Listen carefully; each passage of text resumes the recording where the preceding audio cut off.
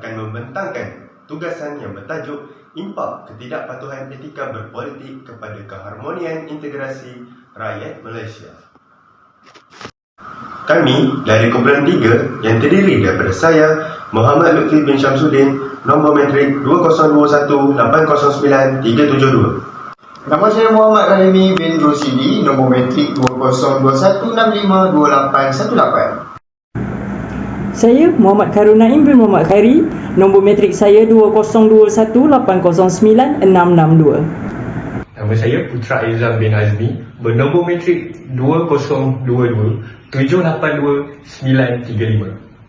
Mutakhir ini, umat Islam semakin kurang minat dan prihatin terhadap politik semasa di negara ini. Apabila ditanya mengenai soal mengundi, siapa tidak mampu untuk memberikan jawapan. Bahkan ada yang langsung tidak mengundi. Pada asasnya, keperluan dalam mengetahui dan memahami politik semasa adalah satu tanggungjawab yang sewajarnya diambil berat. Bagi mereka yang mengaku sayang akan tanah tumpah darahnya. Sehingga kan ada yang berpendapat bahawa biarlah sesiapa pun yang akan memerintah asalkan negara ini aman. Walhal, dari sudut pandangan Islam, semakin luput bahkan agama Islam menjadi taruhan. Pada hari ini, kita amat memerlukan sebuah kefahaman yang sebenarnya bersumberkan rujukan Al-Quran dan Sunnah berkenaan dengan politik dalam Islam. Sejarah mencatat bahawa sejak zaman Rasulullah SAW, Khulafa' Ar-Rasyidin, Khulafa' Umayyah serta Abbasiyah diwarnai kejayaan dalam bidang politik. Definisi politik dalam Kamus Dewan merupakan ilmu berkenaan cara-cara pemerintahan serta ilmu kenegaraan. Manakala etika bermaksud ilmu berkaitan prinsip yang menjadi akhlak atau moral pegangan seseorang individu atau kumpulan. Pada masa kini, politik di negara kita sedang berada pada tahap yang tidak stabil seperti negara-negara lain. Hal ini kerana sikap negatif yang ditonjolkan oleh para pemimpin amat membimbangkan ramai pihak, terutamanya rakyat Malaysia sendiri. Mereka berpolitik dengan cara yang tidak beretika, malah ada yang bertentangan dengan cara-cara berpolitik yang tidak beretika menurut agama Islam. Akibat tindakan ahli politik yang berpolitik tidak mematuhi etika, ianya mendatangkan impak yang negatif kepada rakyat dan negara ini sendiri. Justru itu, kami akan menerangkan apakah impak yang akan berlaku sekiranya ketidakpatuhan etika berpolitik kepada keharmonian integrasi rakyat Malaysia. Isi pertama ialah ketidakpatuhan etika seseorang pemimpin dalam berpolitik ialah mengamalkan sikap rasuah. Rasuah merupakan suatu pembaziran berupa sogokan yang diberikan kepada seseorang dengan sebab tertentu. Pada zaman ini juga, amalan pengambilan rasuah bukan hanya melibatkan pemimpin kerajaan dan ahli politik sahaja. Sebaliknya, ia meliputi seluruh lapisan masyarakat. Kesan pengambilan rasuah ini akan menyebabkan wujudnya situasi monopoli atau oligopoli dalam ekonomi. Pemilik perniagaan yang mempunyai hubungan baik dengan pegawai atau pemerintah kerajaan boleh memanipulasi dasar dan mekanisme pasaran untuk meraih kuasa monopoli. Dengan kuasa monopoli, persaingan harga atau kualiti tidak lagi wujud. Pengguna akhirnya terkesan akibat terpaksa membayar lebih untuk kualiti yang murah. Bagi agama Islam, amalan rasuah ini boleh terjadi dalam pelbagai bentuk. Antaranya ialah pembaziran rasuah melalui pembaziran wang atau apa jua pembayaran, pinjaman, upah, ganjaran berharga atau harta benda lain. Kepentingan harta benda dalam bentuk sama ada wang atau tidak. Sungguhnya Allah Subhanahu Wa Taala dan Rasul melaknat pemberi, penerima dan pengantara perbuatan rasuah. Rasulullah SAW bersabda yang bermaksud laknat Allah ke atas pemberi rasuah dan penerima rasuah. Sesungguhnya rasuah tidak pernah menjanjikan kesenangan yang sebenar walaupun kita beroleh keuntungan yang sangat besar daripadanya. Ketahuilah hasil yang diperoleh melalui rasuah adalah haram dan tidak berkat. Jadi rasuah merupakan sebab utama membantutkan pertumbuhan ekonomi, menghilangkan minat pelaburan asing, meningkatkan kos pentadbiran dan urus niaga, menidakkan rakyat daripada mendapat perkhidmatan serta mendorong kepada berlakunya ketidakstabilan politik. Akibatnya, ada yang terbenam dalam kemunduran, ada yang tertimbus dalam lumpur kemiskinan, kekayaan negara disalahguna sehingga kemunduran terus melanda dan kemiskinan terus merebak. Isi yang kedua, pemimpin yang tidak berwibawa menjejaskan keharmonian negara. Selain itu, ketidakpatuhan etika kepimpinan dalam berpolitik ialah memiliki pemimpin yang tidak berwibawa dan tidak bertanggungjawab yang masih memegang jawatan.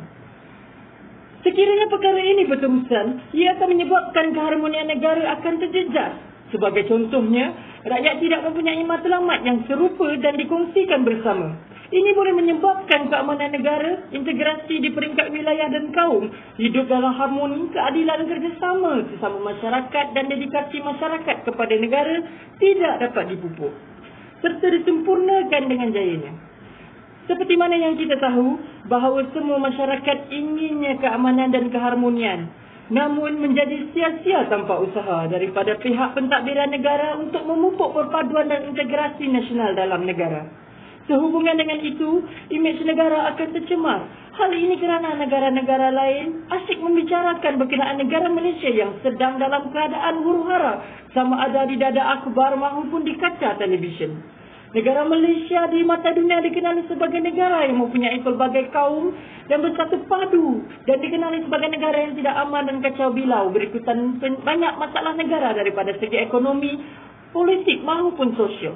Jenayah yang teruk terjadi dan berleluasa. Justru itu, nama baik negara Malaysia akan terjejas dan tidak lagi digelar dengan negara yang aman dan damai. Jika negara menjadi kacau bilau dan huru-hara, ia akan menjadikan keselamatan dan keamanan negara akan terancam. Walau bagaimanapun, sebahagian daripada rakyat Malaysia masih lagi gagal memahami maksud keseluruhan perlembagaan yang ada dalam rukun negara. Perkara ini masih berlaku kerana masih wujud di kalangan rakyat di negara ini yang mempersoalkan perkara berkaitan agama, kebebasan bersuara dan penghakiman mahkamah yang boleh membawa kepada kehancuran. Justru itu membuktikan bahawa isu keharmonian antara kaum menjadi cabaran utama walaupun pelbagai usaha sudah pun diambil. Kalau tidak, ketahanan negara pasti tidak dapat dibina. Sebaliknya akan membawa kepada kehancuran ekonomi yang merugikan negara kita. Sebarang salah laku yang membawa kepada kemusnahan negara perlu dihukum, dan harus diingatkan bahawa penguatkuasa undang-undang bukan hanya untuk menghukum, tetapi memastikan kerukunan sesuatu perkara dapat berlangsung dengan sempurna sebagai kebaikan untuk semua. Lebih-lebih lagi pemimpin yang sanggup mendapatkan kekuasaan dengan apa cara sekalipun sehingga batasan hukum halal haram ditolak ke tepi kerana apa yang penting memperoleh apa yang mereka hajatkan. Kita mengakui bahawa jika tanggungjawab perlembagaan gagal dihayati dan dilaksanakan oleh seorang pemimpin bagi menjamin keharmonian negara ini, bagaimana matlamat utama perpaduan negara bangsa dapat kita kecapi? Mungkin benar kita sudah merdeka daripada penjajah, sebaliknya kita dijajah oleh pemikiran kita sendiri. Oleh hal demikian, citra Malaysia mesti jelas bahawa negara berdaulat ini memiliki kepelbagaian yang perlu diraikan berdasarkan rukun negara yang dipersetujui bersama.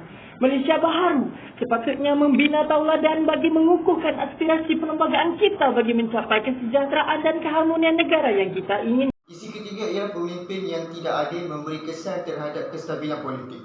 Lumrah kehidupan ada orang yang menjadi majikan dan ada pula yang menjadi pekerja bawahan. Ada pula yang menjadi ketua dan ramai pula yang menjadi orang biasa. Pendek kata, ada yang berada di atas dan ada pula yang berada di peringkat bawahan. Namun ia tidak bermaksud seseorang pemimpin mampu untuk tidak bersikap adil dalam pentadbirannya, kerana ini akan memberi pelbagai kesan buruk.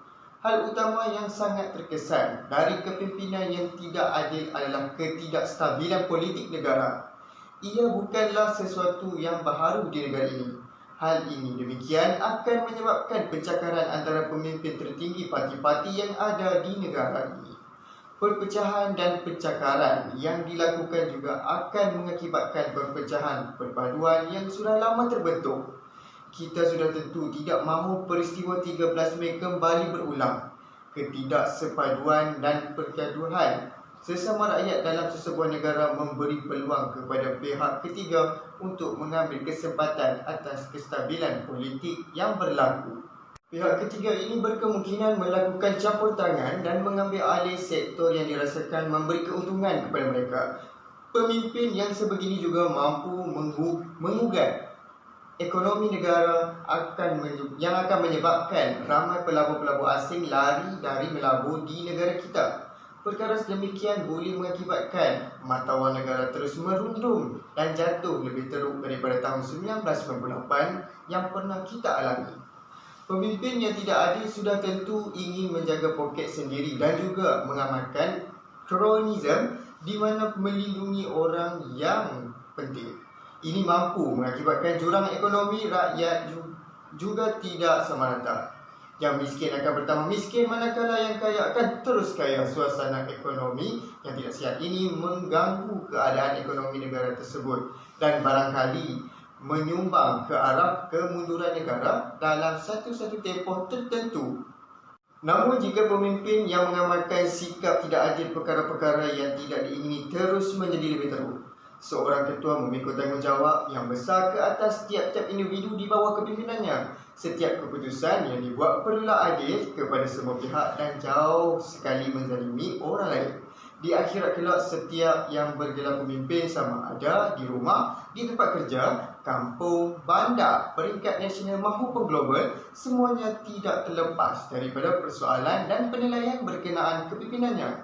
Setiap pihak sebenarnya memainkan peranan yang sama pentingnya dalam memastikan kestabilan politik sesebuah negara. Proses membangun dan mentadbir sesebuah negara merupakan usaha sama oleh rakyat dan pemimpin. Sekiranya ketidakstabilan politik berlaku, implikasi yang terjadi sudah tentu akan menjejaskan keseluruhan aspek sosial, kebudayaan, politik dan yang terpenting sekali merupakan ekonomi sesebuah negara.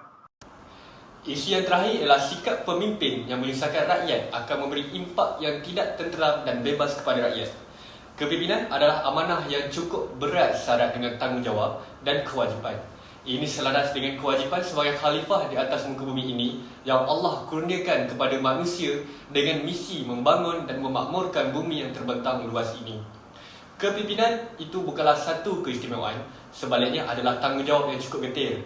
Ia bukanlah satu kelebihan atau kemegahan, tetapi satu pengorbanan. Ia juga bukannya kesenangan dan kemewahan, tetapi kerja keras dan usaha bersungguh-sungguh. Bahkan, ia bukan tindakan secara sembrono dan membuta tuli, tetapi tindakan penuh strategi dan perancangan. Pendek kata, kepimpinan adalah wadah pembangunan kemajuan, kesejahteraan dan kebahagiaan di dunia dan akhirat. Kegairahan membola kuasa menyebabkan negara tidak ditadbir dengan baik. Sikap pemimpin yang menyusahkan rakyat mengakibatkan rakyat akhirnya terpaksa menguruskan kehidupan tanpa dipedulikan oleh pemimpin. Bantuan serta kemudahan yang sepatutnya diterima oleh rakyat tidak dilaksanakan seperti yang direncanakan dan mengakibatkan kehidupan rakyat tidak harmoni dan tenteram. Implikasinya adalah rakyat terus dibelenggu dengan tidak tenteram dan bebas. Sebagai contoh, pengaruh dari barat yang mengamalkan amalan bebas seperti fahaman LGBT akan terus merebak ke seluruh negara, mengakibatkan kehidupan dari segi moral rakyat akan terjejas dan terus meruntuh. Fahaman bebas atau lebih senang dipanggil dengan perkataan liberalism ini mampu menjatuhkan seseorang Muslim dari agamanya.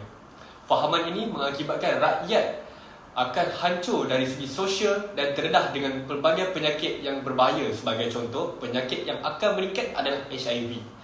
Sikap pemimpin sebegini akan terus dan terus memberi kesan yang buruk terhadap negara. Bahkan yang paling terkesan dari kepimpinan seperti beliau, negara yang aman, akan terus berubah menjadi sebuah negara yang kucak-kacir dari segi ekonomi rakyat, bahkan kehidupan rakyat. Lebih ramai akan menjadi miskin tegar, lebih ramai akan menjadi rakyat yang tidak bertamadun, serta lebih banyak generasi baru yang lahir dengan perkembangan yang tidak sepatutnya diberikan akan terjadi.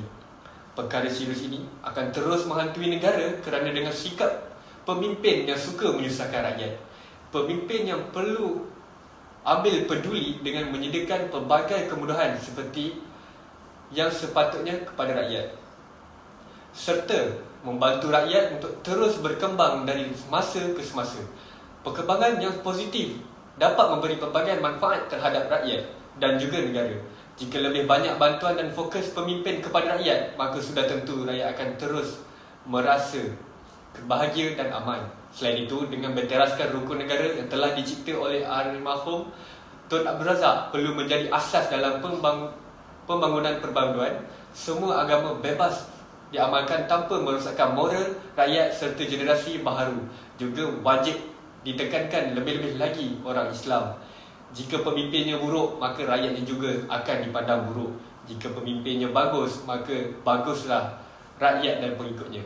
Pemimpin yang ada kini perlu melakukan tanggungjawab dengan penuh dedikasi dan ikhlas dalam perjuangan membantu rakyat dan negara untuk membangun. Kesimpulannya, berdasarkan pemerhatian terhadap beberapa impak yang terjadi kepada integrasi rakyat, jelaslah bahawa selama ini keperitan malah ada yang tertindas kerana pemimpin politik yang menjaga mereka telah mengabaikan hak-hak mereka sebagai rakyat. Lebih malang lagi, apabila berlakunya pilihan raya, rakyat terpaksa memilih pemimpin yang tidak jelas kepribadian dan kepimpinannya kerana pandangan rakyat masih sama, iaitu politik masih mengekalkan istilah politik kotor. Justru itu kita boleh menyimpulkan bahawa pemimpin dan ahli politik perlu menanam akhlak yang positif dan beretika dalam berpolitik. Walaupun politik adalah melibatkan kuasa, janganlah menggunakan kuasa yang telah dipertanggungjawabkan itu untuk kepentingan diri sendiri. Di samping itu, agama Islam telah mengajak umatnya supaya sentiasa bersikap amanah, jujur dan berkasih sayang antara umat Islam. Politik juga digalakkan untuk membantu rakyat jika terdapat kesusahan dan perkara yang tidak jelas. Sebagai pemimpin yang menerajui negara, jadikan amanah tersebut untuk membantu rakyat serta memajukan negara ini. Implikasinya, masyarakat dapat hidup secara aman dan bersatu padu di bawah pemerintahan pemimpin politik yang beretika.